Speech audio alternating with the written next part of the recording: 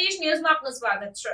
Nadiad railway station માર્ગ પર સરદાર statue નજીક દુકાનમાં આગ લાગવાની ઘટના બની। મળતી માહિતી અનુસાર લવલી પાન પાસે પાન મસાલાના ગોડાઉનમાં લાખોનો સામાન જેમાં આગ લાગવાની ઘટના બની છે। નડિયાદ એસટી બસ સ્ટેશનના પાછળના ભાગે આવેલા વિસ્તારમાં આગ પહોંચી ત્યારે ધુમાડાના ગોટે ગોટાથી આમ નાગરિકોના ટોળા સરદાર સ્ટેચ્યુ નજીક ઉમટ્યા હતા।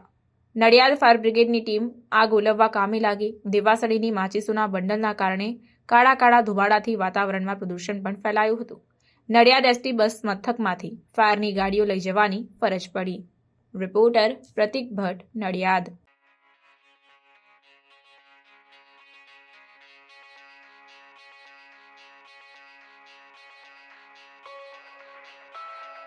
પ્રાર્થના સંદેશ ન્યૂઝની તમામ લેટેસ્ટ અપડેટ્સ માટે ચેનલને હમણાં જ લાઇક, શેર અને સબસ્ક્રાઇબ કરો।